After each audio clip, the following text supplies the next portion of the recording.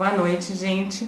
A live de hoje vai ser muito especial, que eu vou falar de um assunto que foi muito pedido aqui. A gente vai falar sobre a renda fixa, porque com tudo que está acontecendo agora, né, com essa coisa do coronavírus, muita gente que estava na renda variável se assustou um pouquinho com o que aconteceu com seus ativos e resolveu voltar, migrar para a renda fixa, enfim. E a gente vai falar um pouco sobre esse equilíbrio das coisas, né, sobre o que é a renda fixa, quais são os seus principais ativos e como pesquisar melhor para fazer a sua escolha. Só quero que vocês aguardem só um minutinho até o Francis entrar. Oi, Francis, tudo bom? Oi, Simone, boa Tá noite. me ouvindo direitinho? Tô ouvindo, você me ouve bem? Sim, tô te ouvindo direitinho também. Eu convidei o Francis para participar dessa live porque a gente se conheceu num evento pessoalmente, onde ele foi falar exatamente se a pergunta do evento era: a renda fixa morreu ou não? E era um evento onde tinha um monte de gente interessada exatamente em aprender a investir melhor. E teve uma sinergia, assim, na hora total, né? E eu falei, bom, se um dia eu tiver que falar sobre esse assunto, eu já sei quem eu vou convidar. Antes de eu começar a fazer as minhas milhões de perguntas, que eu postei aqui para o pessoal perguntar dúvidas sobre renda fixa, eu recebi algumas perguntas que eu vou estar te fazendo, tá? Perfeito. Mas antes de começar a passar essas perguntas para os seguidores, eu queria que você se apresentasse rapidinho e contasse para a gente como nasceu a PP Renda Fixa, para a gente poder introduzir o que ele pode ajudar as pessoas, tá bom? Perfeito, Simone. Bom, boa noite, pessoal. Meu nome é Francis Wagner. Eu sou o CEO do App Renda Fixa, né? Nós somos uma startup de investimentos com foco bastante forte, né, em renda fixa, em investimentos de renda fixa. E como que nasceu, né, essa plataforma? Ela nasceu lá em 2015 de uma necessidade que eu tinha. Eu sou desenvolvedor de software, tá? Já há mais de 20 anos. E eu sempre investi meu dinheiro com recomendação do meu gerente, né, de alguns especialistas do mercado, mas eu de fato não sabia, na época, onde investir. Eu era muito dependente desses profissionais. E aí, quando eu saí, eu trabalhava no banco, eu saí, comecei a trabalhar com outras coisas, e eu falei assim, poxa, o que eu estou fazendo com o meu dinheiro? Será que meu dinheiro está sendo investido de uma forma boa, né, para o meu futuro, para garantir minha independência financeira, o meu futuro? E aí eu comecei a estudar sobre o mercado, sobre investimentos e tal, e aí eu descobri que não, que eu estava deixando o dinheiro num banco grande, que era o banco onde eu trabalhava, eu não vou falar o nome, né? É um banco laranja, tá? E aí eu comecei a perceber que eu estava fazendo, né, investindo errado, né? Por quê? Eu descobri que existiam bancos menores, corretoras financeiras, outras startups que eu poderia investir meu dinheiro de uma forma melhor, né? De uma forma que eu conseguisse fazer o dinheiro render mais. E aí eu comecei a pesquisar o mercado e eu senti uma dificuldade de encontrar esses produtos, né, para as minhas necessidades, para o meu perfil. Assim, eu sou desenvolvedor e eu falei assim, poxa, será que outras pessoas também passam pelas mesmas dificuldades? E aí eu fiz um aplicativo e comecei a validar no mercado e aí assim surgiu o app Renda Fixa. Então a gente já tem aí quase 5 anos de estrada e ao longo dos anos eu fui estudando, né, virei especialista em investimentos, hoje eu sou certificado e tal. E a gente está sempre estudando para que a gente consiga trazer as melhores oportunidades para todos vocês. Isso aí. Então, olha, um pouquinho para vocês entenderem como essa relação da gente que está começando a investir com a PP Renda Fixa é bacana. Eu nem sabia, mas sem querer eu acompanho o seu trabalho quase desde o começo, que foi mais ou menos a época que eu comecei a estar pesquisando sobre investimento. E o que mais me atrapalhava era assim, eu falava, eu quero investir num CDB para daqui 700 dias, sei lá, para daqui 2 anos. E aí eu tinha que ficar entrando em todas as corretoras que eu tinha conta, ficar procurando qual que tinha, qual que não tinha. Até que um dia alguém, algum mentor meu, que eu vou ser bem sincera, desculpe agora no momento, eu não lembro qual, eu fiz tanto curso já, algum deles citou nesse curso o app Renda Fixa. E para mim foi libertador. Porque quando eu entrava lá, que até hoje é assim, você coloca o valor que você tem para investir, para quanto tempo você quer, que liquidez você quer, né? E põe um buscar lá e ele já vai aparecer várias opções. Algumas opções de corretoras que você não tem conta e outros, por coincidência, em corretoras que você tem conta. Isso foi me ajudando até a escolher que corretoras eu ia ter conta. Então, depois vocês dão uma olhadinha lá na BP Renda Fixa. Eles têm um serviço pago, mas eles têm um serviço enorme, gratuito, que é super bom.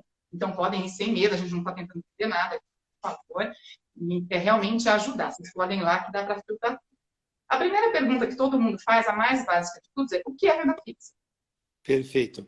Legal, Simone. É bom, essa é a pergunta básica, né? Tem uma outra pergunta que a gente já monitorou, ela é mais perguntada que essa, mas eu acho que vai vir logo logo. Bom, respondendo a pergunta, o que é renda fixa? Renda fixa são produtos, são títulos, investimentos que têm uma taxa pactuada previamente. Ou seja, quando você vai investir num produto de renda fixa, você já sabe quanto você vai ser remunerado. Né? Não quer dizer que você já sabe o valor, né, monetário que você vai receber no final. Por quê? Porque existem títulos de renda fixa que são chamados de pré-fixados. Né? Ou seja, então imagina assim, eu tenho lá um investimento de renda fixa com uma taxa de 10% ao ano, para um período de 3 anos. Então é fácil saber fazer o cálculo, eu vou receber 10% ao ano, calculo para 3 anos, juros compostos, né? Nunca pode esquecer disso, e aí eu sei rapidamente calcular quanto que eu vou receber. Mas não existem somente títulos de renda fixa pré-fixados. Existem produtos que são indexados a algum indicador, como o IPCA, como o IGPM, como o CDI, principalmente o CDI, né, que é o Certificado de Depósito Interbancário. Então, quando esses títulos são indexados a um indexador, né, você não consegue saber de antemão quanto você vai receber no vencimento. Você consegue ter uma base. Olha, esse título aqui, ele rende, sei lá, 100% do CDI, ou rende IPCA mais 3%, né? E aí você só consegue saber, no caso do IPCA mais alguma coisa, ou essa parte prefixada. Mas o IPCA você não consegue, porque o IPCA ele é medido mensalmente, né? O CDI ele é diário, né? Então ele vai mudando todo dia.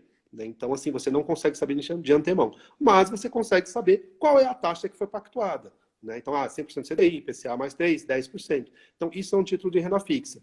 Além disso, os títulos de renda fixa, eles têm um período pré-definido. Né? Por exemplo, 5 anos, 6 meses, 1 ano, 2 anos. Você tem isso. Enquanto que você tem ativos financeiros como ações, fundos imobiliários, que você não tem uma data específica para resgatar, nos títulos de renda fixa você tem essa data. Certo. Então, assim, eu até tenho uma brincadeira que eu falo aqui, que a renda fixa não é tão fixa, né? Porque quando a gente escolhe esse pré-fixado, você sabe exatamente é aquilo ou não. Então, para contar uma historinha, por exemplo, eu sou uma pessoa que morro de medo de título pré-fixado. Porque eu sou da época, de épocas de inflações absurdas, então eu morria de medo de pré-fixado. Mas eu perdi boas oportunidades por isso. Porque, por exemplo, quando eu comecei a Selic, estava, sei lá, 14. Só para fazer um parênteses, o CDI é sempre muito próximo da Selic, tá? Então, por isso que eu estou falando Selic, mesmo os títulos de renda fixa sendo indexados ao CDI. Mas, sei lá, ela estava 14% e na época vendiam alguns pré-fixados, sei lá, 18%, sei lá, estou chutando alto. Se eu tivesse investido lá, hoje eu estaria ganhando um dinheirão em cima, mas eu tinha um pouco de receio pré-fixado. Para pessoas como eu, que são super conservadoras e têm um pouco de medo, a gente acaba optando sempre pelos indexados, porque você faz um raciocínio assim, pelo menos a inflação eu estou garantindo. Ele vai ser IPCA mais alguma coisa, ou ele vai ser o CDI mais alguma coisa. Então, ele vai estar sempre andando nessa onda. Então, mesmo dentro da renda fixa, você tem esses dois perfis, né? E, além disso, quando a gente entra lá para pesquisar renda fixa especificamente, tem um monte de produtos. Então, eu queria que você falasse os 4 principais produtos que o pessoal mais investe em renda fixa e qual a diferença principal entre eles, principalmente referente à segurança. Tá? Perfeito. Bom, acho que o produto de entrada, né, para quem está começando, ou mesmo para quem tem um perfil um pouco mais conservador, são os títulos públicos. Né? O Tesouro Nacional ele criou, acho que em 2002, se eu não me engano, um projeto chamado Tesouro Direto, que é o quê? É um site que permite que pessoas físicas consigam comprar títulos públicos. Por quê? Porque até antes disso, só era permitido comprar títulos públicos em instituições financeiras, fundos de investimento, empresas, né, relacionadas ao mercado financeiro. Então, o investidor pessoa física ele não tinha acesso a esse tipo de produto. Mas, a partir de 2002, com a criação do Tesouro Direto, foi possível, né, que os investidores de pessoa física conseguissem investir. E por serem títulos, né, produtos que são emitidos pelo governo nacional, pelo Tesouro Nacional, eles são considerados os títulos mais seguros do mercado. Tá? Não quer dizer que não haja risco. Mas o que a gente faz assim, é uma analogia assim. Imagina que eu tenho um título que eu comprei de um banco e um título que eu comprei do governo. O que é mais fácil? O governo quebrar ou o banco quebrar? É mais fácil, obviamente, o banco quebrar. Então, por isso a gente fala que os títulos públicos eles são os títulos mais seguros do mercado. Inclusive, são os mais conservadores. Tá? Mas eles também têm os seus riscos ali e a gente pode abordar isso depois. Indo para a linha de títulos de renda fixa financeiros, a gente tem os CDBs, tá? Que são os principais, são o carro-chefe, né, da emissão bancária. A gente teve uma normativa do Banco Central, do CMN, acho que de 30 de abril desse ano, permitindo também que as companhias financeiras, né, que são as sociedades de crédito, financiamento e investimento, também possam emitir CDBs. Né, porque é um título que você não precisa ter um lastro, né, você não precisa ter uma garantia ali por trás, e você não precisa também ter um destino. Olha, eu quero captar esse dinheiro. Só vou fazer um parênteses aqui. Eu estou segurando com a mão aqui, tá? O celular, por isso que está tremendo. E eu estou cheio de gatos. Tenho 7 gatos aqui em casa e eles ficam pulando para cima e para baixo aqui. Tá? Então, os CDBs, você não precisa, o banco, a financeira, ela não precisa destinar especificamente para algum tipo de investimento, os CDBs. Então, ele pode simplesmente captar o dinheiro no mercado, emitir um CDB e destinar esse dinheiro captado para qualquer coisa. Então, é um produto muito fácil. Então, a gente chama ele é o carro-chefe das instituições financeiras. Tá? E é sai muito. Dois outros produtos que o brasileiro gosta muito são as letras de crédito imobiliário e as letras de crédito do agronegócio. E por que as pessoas gostam bastante desses produtos? Bom, primeiro porque são produtos que não têm imposto de renda. Então, imposto de renda, estou livre, né, de pagar imposto.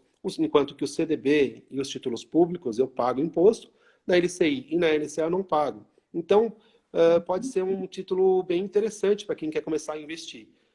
E além disso, tanto LCI, LCA e CDB, que são os 3 principais produtos, né, de renda fixa, tirando os títulos públicos, eles contam com um fundo garantidor de créditos, que é o quê? É uma ONG, tá? É um fundo, né?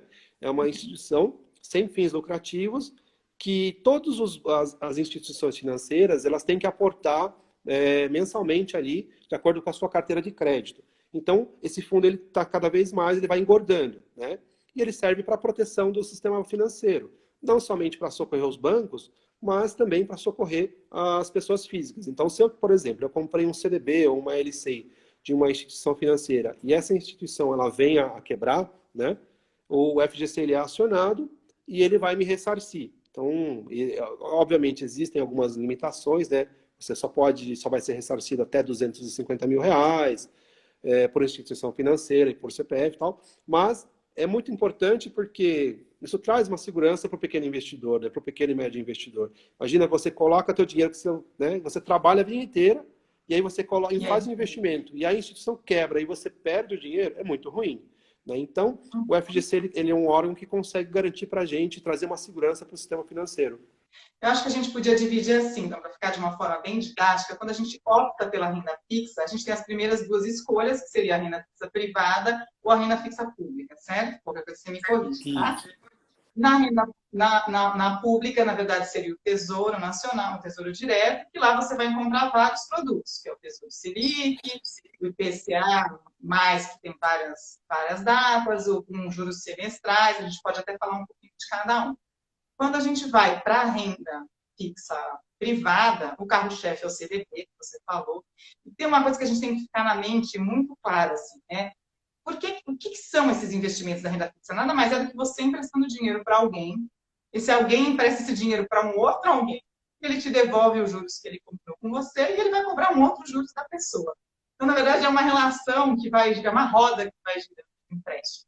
E aí, eu acho que quando a gente pensa nessa roda, dá para a gente entender um pouquinho esses 2 últimos produtos que você falou, que é o LCI e o LCA. Porque um vai para o imobiliário e o outro vai para o agronegócio. Na verdade, você vai estar investindo na própria economia do país mesmo, fazendo ela girar. Então, é importante a gente entender para quem está emprestando. Porque no começo, isso era tudo muito nebuloso para mim. Eu vou dar o meu dinheiro e esse meu dinheiro vai para onde? Né?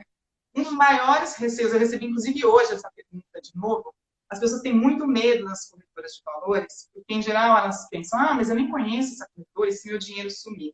Elas não entendem que o dinheiro não está na corretora, na verdade está na aplicação que você fez. Então, mesmo que a corretora venha a quebrar, o dinheiro não está lá, né? Não vai quebrar junto com a corretora. Então, tem que se explicar um pouquinho o que é uma corretora de valores para quem não está investindo pelo banco. Por que é legal ter conta em corretoras de valores, inclusive mais de uma, e qual é esse sistema que te protege, assim, que na verdade te protege da própria corretora quebrar ou não. Isso é uma coisa que as pessoas têm muito medo quando eu falo, gente, vamos abrir conta em corretora, muita gente me fala, ah, mas eu tenho medo, corretora de valores é uma coisa meio nebulosa. Então, a gente clareasse um pouco nesse universo assim, das corretoras. Perfeito. Bom, quando a gente fala de instituições financeiras, a gente tem a figura das corretoras ou das distribuidoras de valores imobiliários, né?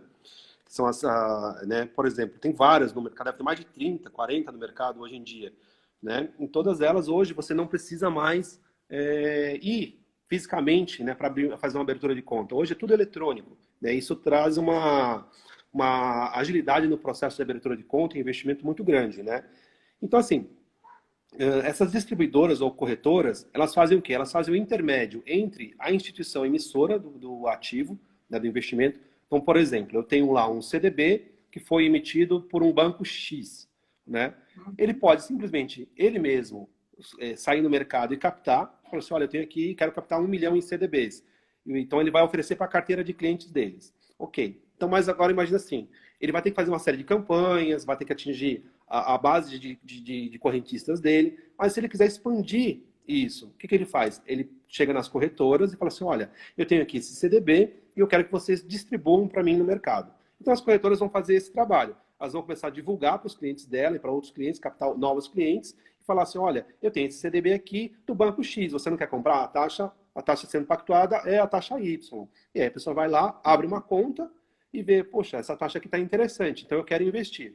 Então, quando eu abro uma conta na corretora e faço um investimento, o banco emissor ele não sabe quem é o cliente. Por quê? Porque esse cliente ele é da corretora. Tá? Então, na verdade, a corretora nada mais é do que um intermediador financeiro. Tá? Existe também no mercado uma outra figura que está bastante associada às corretoras, que são os agentes autônomos. Para quem acompanha o mercado, já deve ter ouvido falar, que são os AIs, né? Agente autônomo de investimento. Eles fazem o quê? Eles são prepostos das corretoras, são pessoas que trabalham, têm escritórios ou trabalham independente, né? Mas trabalham para uma corretora, prestam serviço para uma corretora. E o que eles fazem? Eles ajudam você a investir melhor. Eles fazem a venda dos produtos. Olha, eu tenho esse produto aqui, né? E fazem a venda. E no fundo você está abrindo também uma conta através de uma corretora, mas você tem a assessoria ali de um profissional especializado. Então existe também essa outra figura no mercado que é bastante corriqueira aí. Uhum. Eu acho que é legal também a gente colocar que quando você investe pelo banco, ele só vai te oferecer os produtos do próprio banco, né? Isso acaba dando uma limitada também na quantidade de produtos que ele te oferece. Tem a questão também dele ter uma meta ali, né? De alguns produtos que tem que oferecer mais que outro, enfim. E na corretora, como você mesmo disse, a corretora está ali meio que como um supermercado mesmo. Ela está oferecendo vários produtos de vários bancos diferentes. Então você tem uma opção muito maior.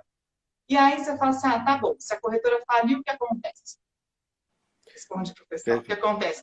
Eu investi pela corretora Francis no Banco Simone. A Francis faliu. Meu dinheiro está onde? O que acontece? Bom, só fazendo um adendo, os bancos pequenos, bancos menores, hoje em dia, eles também já estão com esse conceito que a gente chama de boutique de investimentos, né? De ser como se fosse um marketplace de investimentos. Então, muitas dessas instituições financeiras também já passaram a vender produtos de outros bancos, né? Apesar de eles serem todos concorrentes, todo mundo faz parte do sistema financeiro. Então, existe um interesse que eles também consigam abrir, né, o portfólio para outros produtos. Tá? É só um adendo. Qual que era a pergunta mesmo? Acabei esquecendo. Você é uma corretora e eu sou um banco. Aí eu fui lá e investi através da corretora Francis, eu investi no Banco Simone. Sei lá, prestei R$1.000 no CDB do Banco Simone através da corretora Francis. Francis faliu. O que eu faço? Legal. Então, aí tem dois pontos, tá? Isso são muito importantes. Então, imagina o seguinte, que eu fui lá e comprei um título, abri uma conta na corretora da Simone e comprei um título lá, um CDB do Banco X. Aí a corretora Simone quebrou, tá? Não tem importância. Eu estou garantido, por quê? A corretora quebrou, mas eu tenho um título. É um título de dívida. E quem tem esse título é o banco, é o emissor. Eu não tenho um título de dívida com a corretora. A corretora é simplesmente um intermediador financeiro. Tá? Ela serve para fazer a aquisição de clientes, fazer a ligação entre o emissor e o usuário e o cliente final, que sou eu, o investidor. Então, se ela quebrar, não tem importância. Tá? O problema é se o emissor quebrar. Então, se o banco X quebrou, aí eu posso ter um problema, dependendo do produto que eu comprei. Agora, existe um outro porém aí. Se eu tenho dinheiro, imagina assim, eu coloquei 10 mil reais, abri a conta na corretora da Simone e coloquei 10 mil reais lá na minha conta. Aí eu peguei desses 10 mil reais e, poxa, encontrei um investimento bom. Falei assim, coloquei R$ 1.000 nesse investimento X, mais R$ 1.000 no investimento Y. Sobraram R$ 8.000, que estão na conta da corretora. Tá? Então eu tenho R$ 2.000 investidos e 8.000 não. Aí a corretora quebrou. Esse dinheiro que está na conta da corretora, eu posso perder. Por quê? Porque a corretora quebrou e meu dinheiro está na conta da corretora. Agora, se o dinheiro está investido, aí eu não tenho problema. Por quê? Porque é o título de dívida com o emissor e não com a corretora. Tá? Então, tem que tomar cuidado, só esse cuidado. Mas, assim, é difícil, né? Você ter um dinheiro e deixar parado na corretora.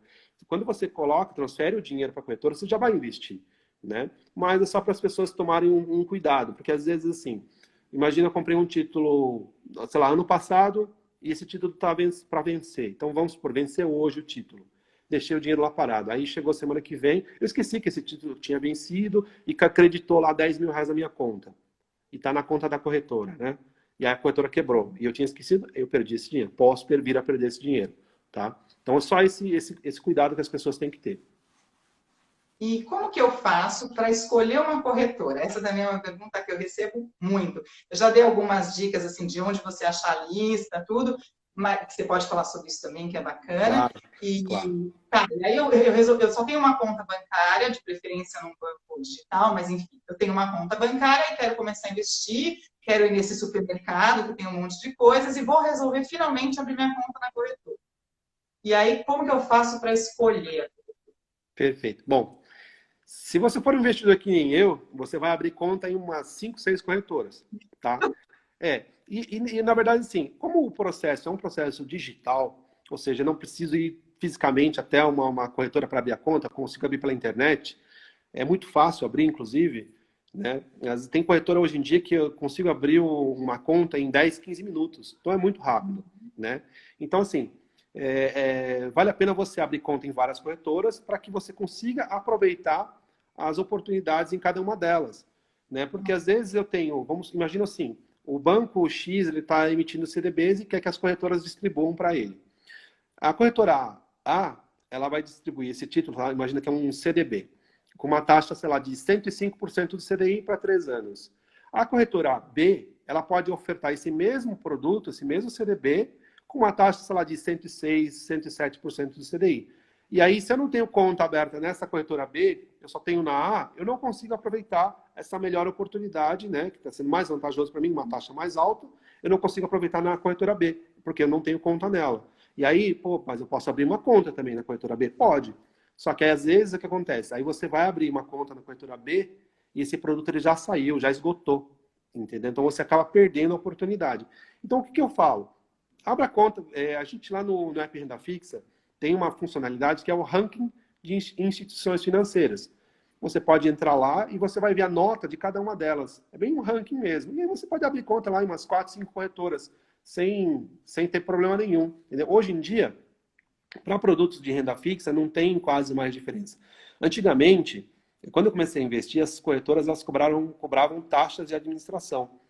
Taxa de administração do Tesouro Direto e também de renda fixa privada. Hoje em dia, são raras as corretoras que cobram esse tipo de taxa. Tem uma ou outra ainda que cobra, mas aí talvez não valha a pena, entendeu? É melhor você dar preferência para aquelas que são isentas, entendeu? Então, assim, na prática, vale a pena você abrir uma meia dúzia, por causa disso, que você consegue aproveitar realmente essas taxas. E também, se você quer saber, por exemplo, se quer investir em título público, no próprio site do Tesouro tem uma lista, não está ranqueada em ordem alfabética, mas tem uma lista de todas que são habilitadas para investir no Tesouro. E no site da CVM tem todas que são registradas também. Mas eu vou dar uma dica aqui, puxando um pouco a sardinha para o renda fixa, porque é legal pesquisar lá por causa desse ranking, porque eles já avaliam algumas características, então você fica mais seguro em escolher. De qualquer forma, você tem essas fontes para pesquisar. Eu acho bem simples a pesquisa no app Renda Fixa, eu acho que é legal, dá para você ter uma boa noção. Eu vou contar uma experiência que eu tive, por exemplo. Logo que eu comecei, eu tinha conta em uma corretora. Especificamente, eu divido minhas aplicações meio assim. Na corretora X eu só aplico em fundo, na corretora Y eu só aplico em tesouro, eu separava tudo meio assim. No começo, hoje já está um pouquinho mais estudado. No começo era... E aí eu tinha conta em uma corretora para CDB, LCI e LCA. E essa corretora resolveu mudar o perfil dela. Ela foi incorporada por uma outra empresa e resolveu mudar o perfil dela. E eu sempre investi pouco dinheiro. Então, antes eu achava CDB, que eu conseguia, sei lá, 500, R$ 1.000 eu conseguia. De repente, eu entrava lá e só tinha CDB para R$ 5.000. Então, a gente não tem esse tipo de investir. Isso acabou fazendo com que eu fosse abrir conta em outras corretoras. Então, hoje eu já tenho em várias, umas 6. Hoje eu estou com 6 corretoras.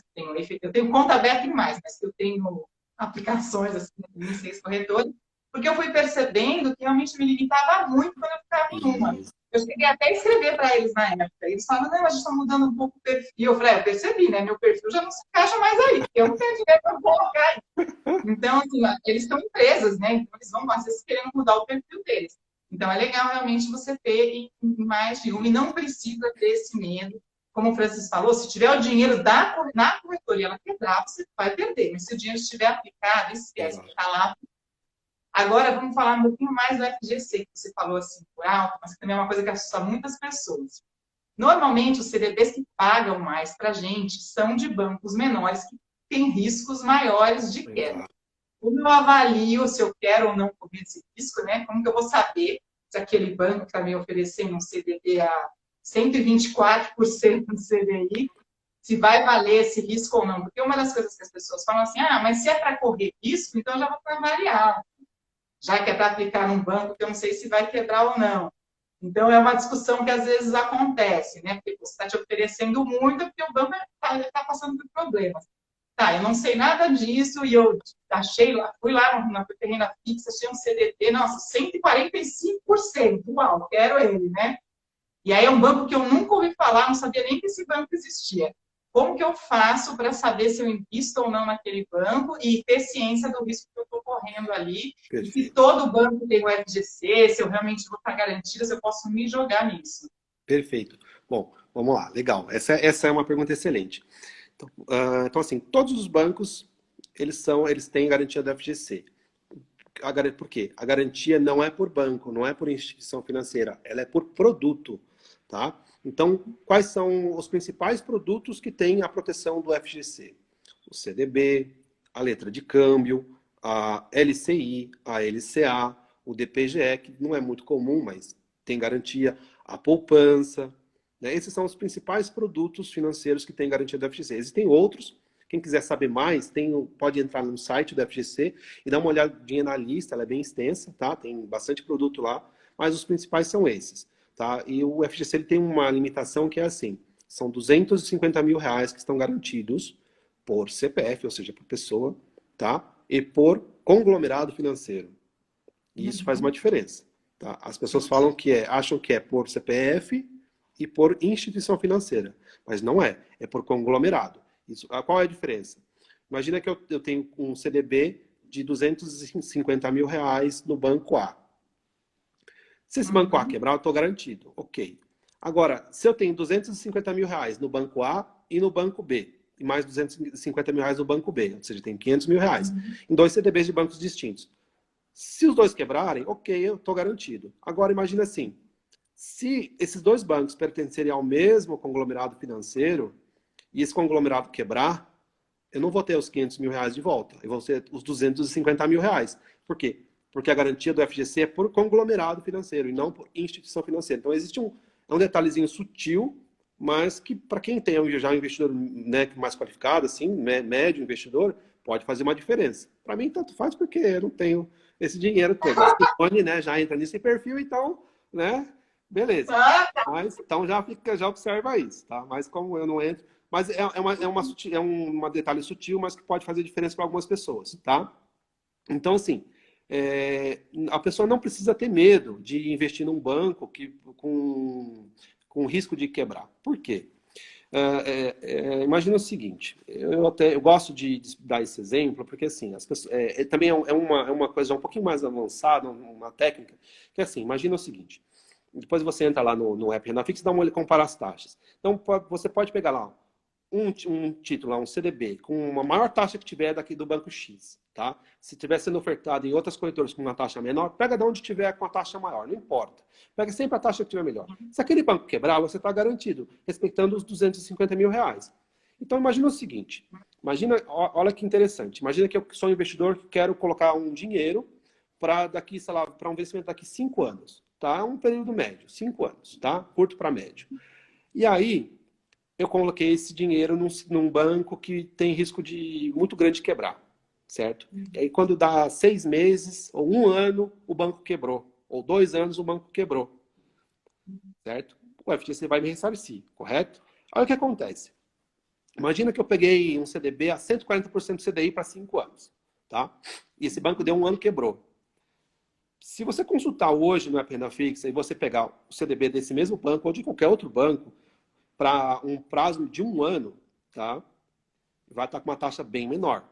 Porque quanto maior a taxa, maior tende a ser desculpa, quanto maior o vencimento, maior tende a ser a taxa, né? Então, imagina assim, comprei um CDB para 5 anos com uma taxa 140. Para 1 ano, ela estaria, sei lá, 100% CDI, 110% CDI. E aí o banco quebrou. Se eu tivesse investido num investimento para 1 ano, eu teria sido remunerado em 110% CDI. Mas eu comprei um título de 5 anos a 140.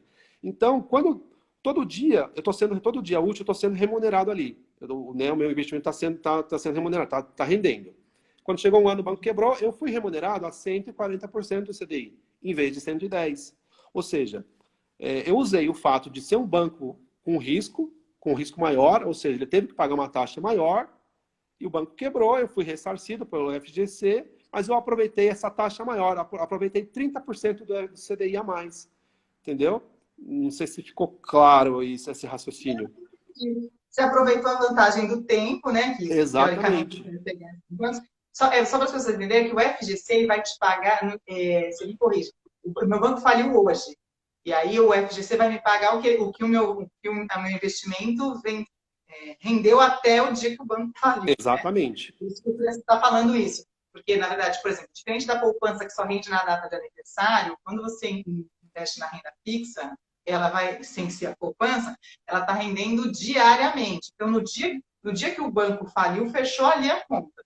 Aí é sobre isso que o FGC vai pagar. Como eu faço para... Eu que tenho que acionar o FGC, esse dinheiro vai voltar para a minha corretora, como que é? Automático, mais ou menos, quanto tempo eu receber esse dinheiro de volta se o banco quebrar? A gente sabe que está numa crise enorme, então todo mundo com medo desses bancos pequenos quebrarem. E tem gente que tem muito dinheiro espalhado aí por vários banquinhos e está me mandando, nossa, e agora? Será que esses bancos vão aguentar? Se quebrar, uma pergunta você já respondeu, que era o quanto eu receber. E a outra pergunta seria, como que eu faço para acionar isso, para realmente receber, para poder reaplicar esse dinheiro em algum contrato? Perfeito. Bom, aí existem... Opa! Os gatos aqui. Aí existem 2 situações, né? Existe uma empresa também aí da área financeira chamada CETIP, que é uma câmara de liquidação e custódia, tá? Ela faz o registro é a maior câmara que tem. Ela fez uma fusão com a Bolsa de Valores, com a B3, e virou a B3, tá? Mas o que acontece? Praticamente todos os títulos de renda fixa privada são registrados na CETIP, tá? Praticamente todos os títulos. Não são todos, porque existem outras câmaras de liquidação e custódia, registro de liquidação e custódia, tá? Mas o que acontece? Ao longo dos anos, a CETIP ela acabou criando um mecanismo de segurança para o investidor chamado selo CETIP Certifica. E quer dizer o quê? As instituições financeiras que emitem investimentos, CDBs, LCAs, esse tipo de coisa, de renda fixa, elas conseguem aderir entrar nesse programa do selo CETIP Certifica. E aí, isso garante o quê? Que todo investimento feito em renda fixa vai ser registrado na CETIP. E quando a gente fala em registrado, é tudo digital, tá? É tudo via software, via computador, tá? Mas existe um registro, de fato, lá nessa câmara, na CETIP. Ou seja, então, eu abri conta no banco, na corretora X, comprei um CDB do banco Y, e aí a corretora foi lá e registrou na CETIP esse investimento. Registrou no meu CPF. Então, se o emissor quebrar, o FGC vai lá, ou vai na corretora, e fala assim, olha, corretora, me traz a lista de todos os investidores que você tem aqui desse banco. Eles vão lá e trazem. Ou então, o FGC vai lá direto na CETIP e fala assim, olha, o Banco X quebrou, me dá a lista de todos os investidores aqui que você tem. Então é muito fácil, muito rápido. Agora, as instituições que não aderiram a esse programa do selo CETIP Certifica, o FGC ele vai ter que ir lá no próprio banco, fala assim, olha, banco, me traz a lista aqui. Aí o pessoal vai lá, vai fazer o levantamento no sistema, tudo bonitinho. Então pode ser um processo um pouquinho mais demorado. Tá? Então existem esses dois processos. Quem tem a certificação do selo CETIP Certifica e quem não tem. A média de quem tem está sendo, acho que, de 15 dias, 15, 20 dias. Ou seja, o banco quebrou, em 15, 20 dias os investidores já começam a receber o seu dinheiro de volta. Tá? Então, assim, é muito rápido. Né? E Eu, como antigamente... investidor, Francis, eu, como investidor, consigo saber quais corretoras ou instituições financeiras estão cadastradas para ter? Sim, consegue. Lá no site da CETIP, aonde eu pego essa no site da própria CETIP, você pode ir no Google e buscar assim, selo CETIP Certifica. Aí ele vai te trazer lá o primeiro resultado, vai te trazer o site da CETIP, onde tem essa lista de instituições que têm esse selo. Isso é muito importante.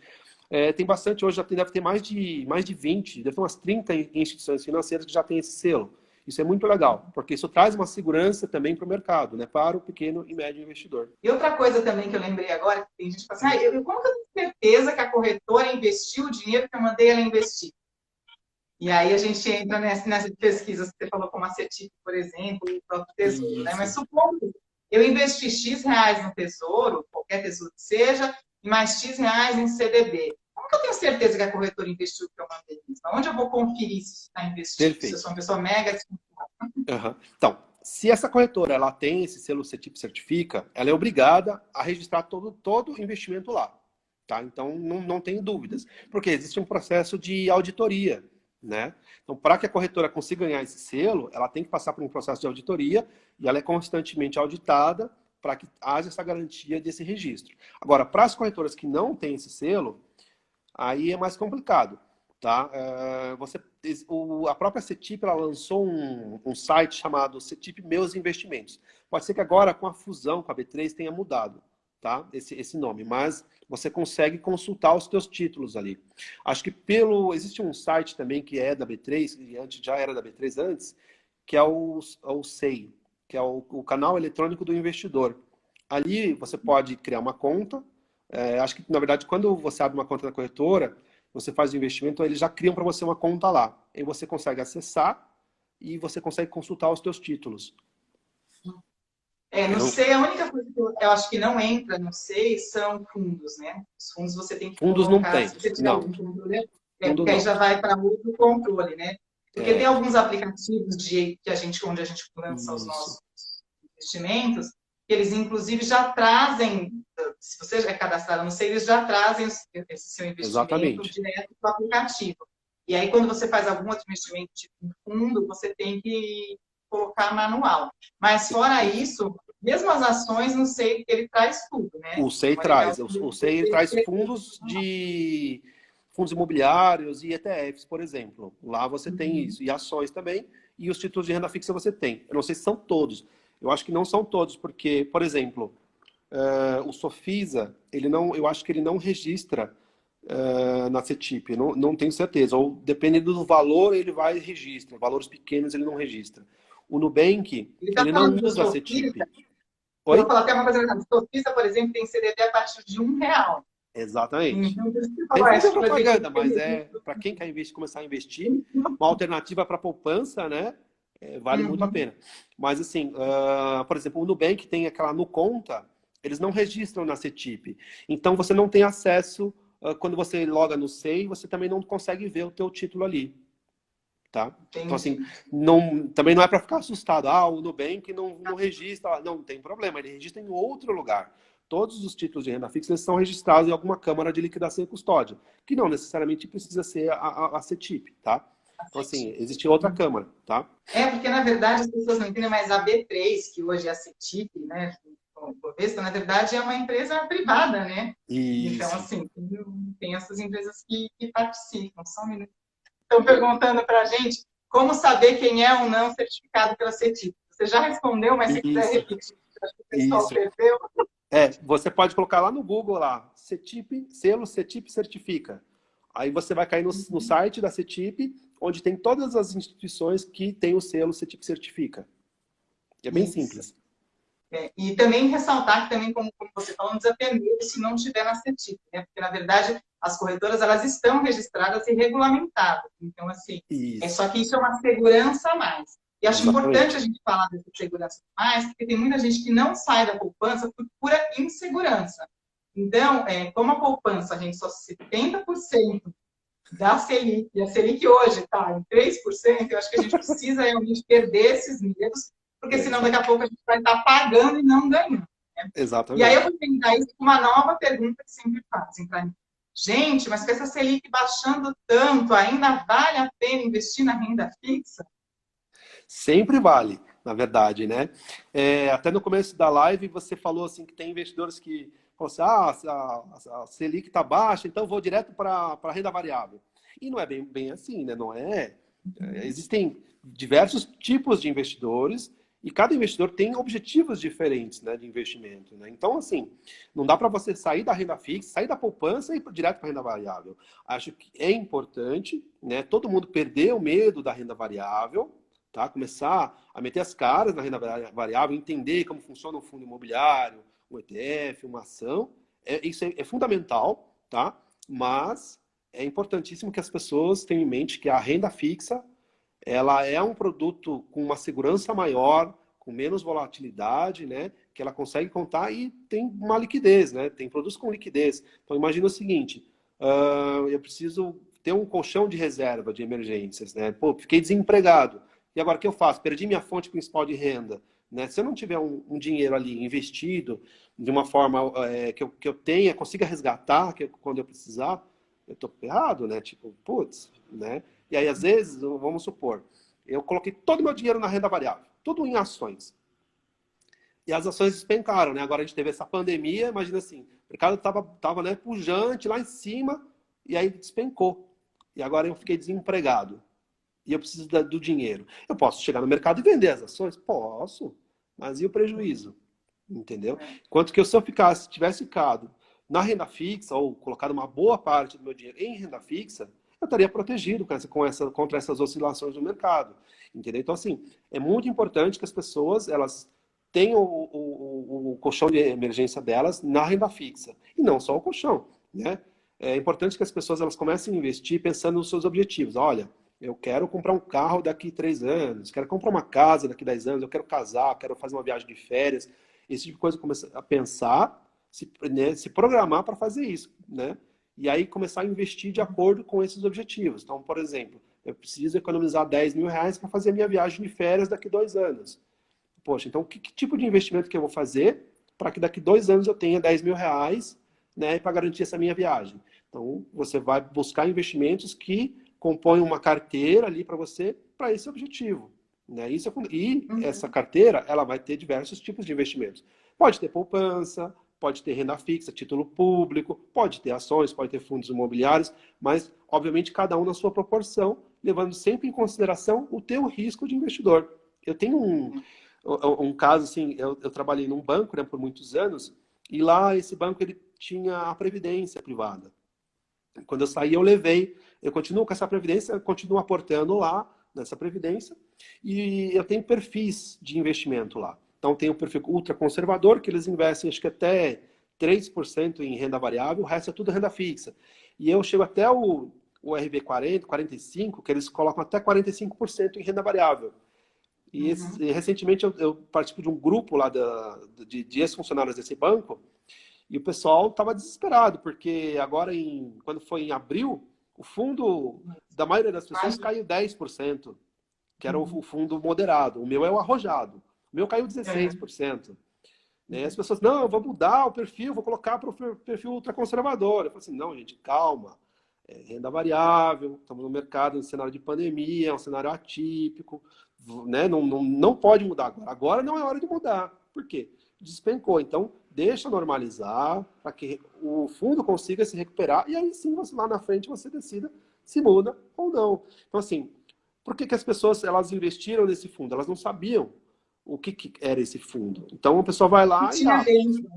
exatamente. entendeu? Muita gente que eu conheço investe em fundo porque não quero pesquisar, não quero eu ter que montar, então vou lá no fundo que o cara faz. É legal, realmente, é uma pessoa especializada, tem o gestor do fundo, mas é legal você saber que fundo você está entrando. Antes de eu ter coragem de investir em ações pessoalmente, eu comecei na renda variável por fundo imobiliário, depois quando eu quis ir para a ação, eu não tive coragem de ir direto, porque eu gosto muito de estudar, sou muito metódica, eu falei, eu não vou entrar nisso não, sem ter conhecimento.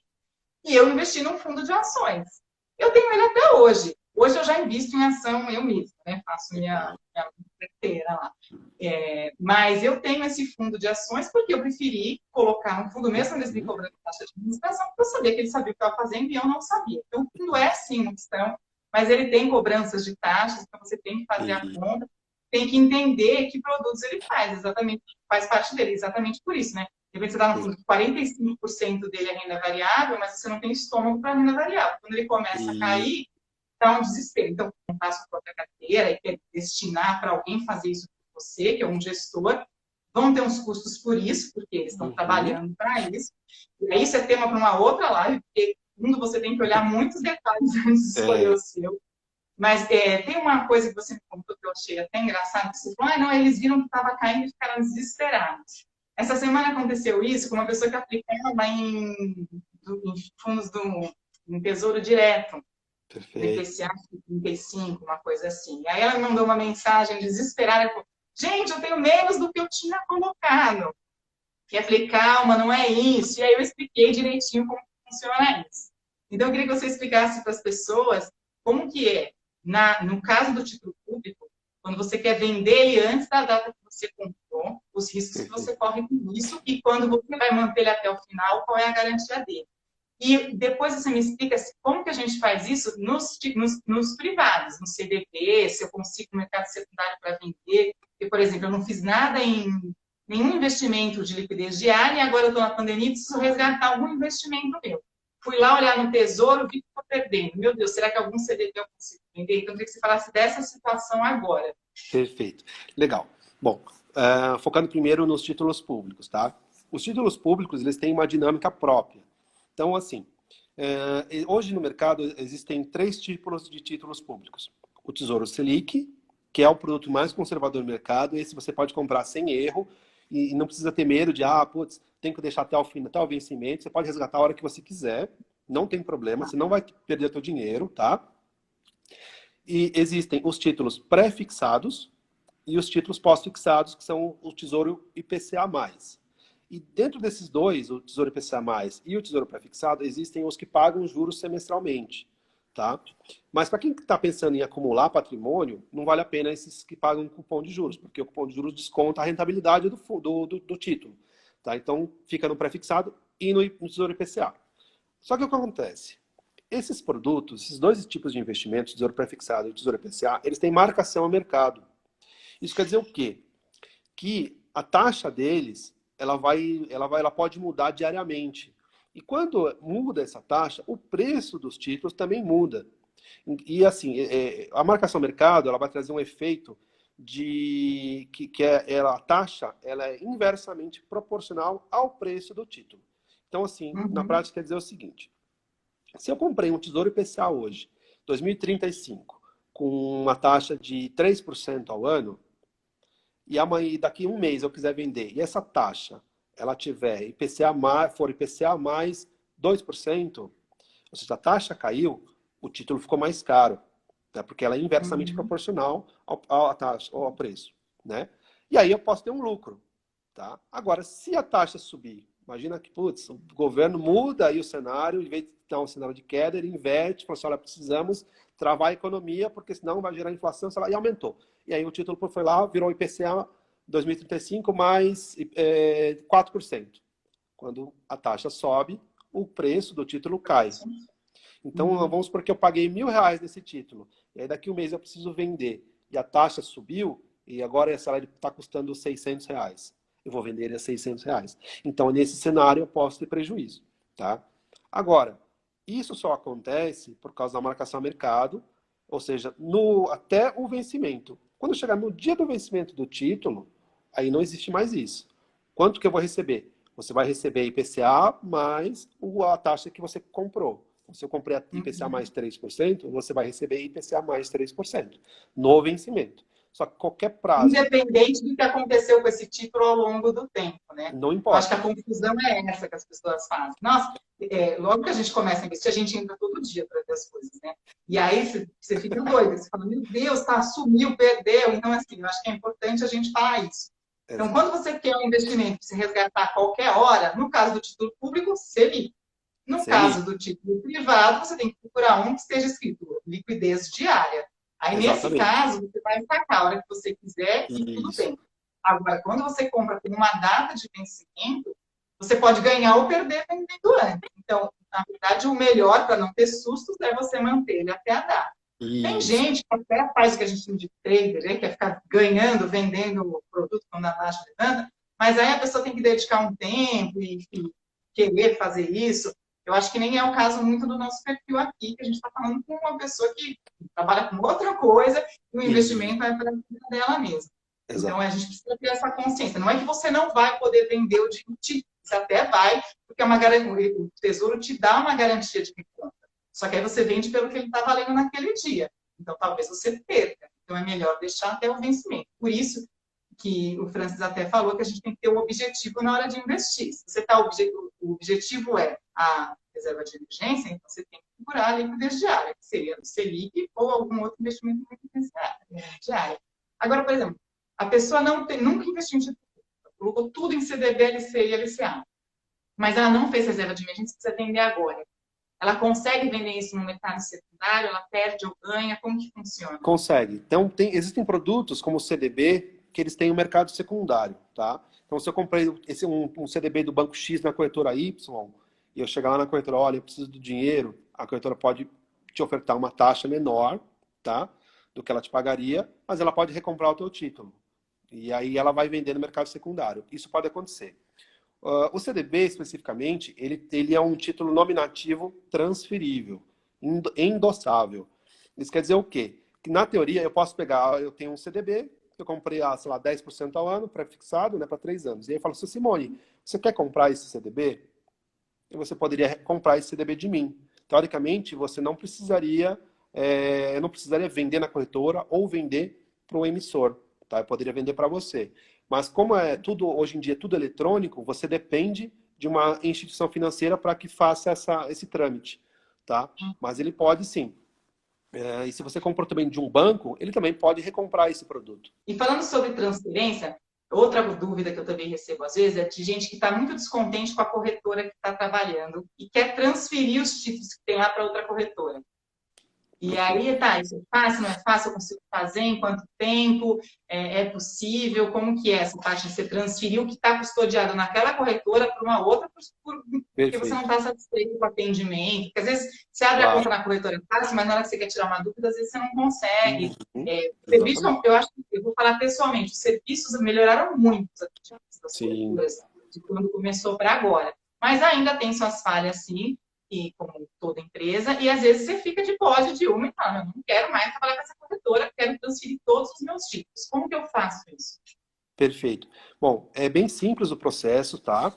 Basta você, na teoria, assim, basta você entrar em contato com a corretora que você quer transferir os títulos e falar assim, olha, eu quero transferir a custódia dos meus títulos para vocês. E entrar em contato com a corretora que você tem o título e falar assim, olha, eu estou transferindo o título daqui para a corretora X, tá? As corretoras, elas meio que obrigavam antigamente as pessoas a irem no cartório e registrar isso. Assim, olha, eu quero transferir a custódia para a corretora tal. Isso teria que ser registrado em cartório e aí você enviava para as corretoras. A CVM, ela mandou uma nota falando que as corretoras estão proibidas de fazer isso. Elas não podem exigir que seja registrado em cartório essa solicitação. Tem que ser uma solicitação simples, digital, eletrônica. Então, o processo é bem simples mesmo, não tem grande burocracia hoje em dia. Francis, o nosso tempo está acabando, porque o Instagram encerra, né? A Ah, é gente querendo ou verdade. não, a gente tem mais 5 minutos. Primeiro, eu queria te agradecer muito Imagina. pela ajuda. Dizer para o pessoal que está vendo a gente que eu sei que eu não consegui fazer todas as perguntas que vocês pediram, mas podem continuar me mandando, porque o Francis é uma pessoa super acessível, eu posso passar para ele. No próprio app Renda Fixa, eles têm lá uma parte de educação com várias informações muito legais e escritas de maneira bem simples. Eu mesmo reposto aqui algumas coisas que vocês colocam no próprio Instagram de Legal. vocês, porque eu acho muito assim, vocês têm uma didática bacana para explicar. Então, eu acho que vale a pena vocês conhecerem. Quem está começando e não sabe muito em que corretora abrir a conta, dá uma olhadinha lá, começa a entender o universo, que é enorme, né? Eu acho que a Pepe Renda Fixa ajuda bastante a gente nisso. Pelo menos para mim, me ajudou e me ajuda até hoje. Eu fiz indo lá pesquisar as coisas. E eu só te agradecer mesmo de você dar esse tempinho aqui para a gente. Se você quiser deixar um recado pro pessoal falando do app, enfim, fica à vontade. Não, imagina, Simone, eu que agradeço a oportunidade, tá? A gente está às ordens aí. Sempre que precisar, a gente terá o maior prazer aí de participar de qualquer coisa que vocês quiserem, tá? Fica à vontade. E queria convidar todo mundo aí a baixar o app lá, ele é 100% gratuito, tá? Não paga nada mesmo, então baixa lá, se não gostar pode desinstalar também, não tem importância. Mas a gente tem lá realmente o que a Simone falou, a gente tem um pessoal que atende vocês, pode tirar todas as suas dúvidas também, são diversos especialistas, e qualquer coisa pode me chamar também. A Simone tem os meus contatos, tudo bonitinho, fiquem à vontade, tá? Obrigada, Francis. Depois eu vou Eu te que mandar mais um agradeço. monte de perguntas para a Fica à gente vontade. responder aqui. Tá bom? Um Maravilha. abraço. Tchau, Tchau. tchau. Tchau. Obrigada.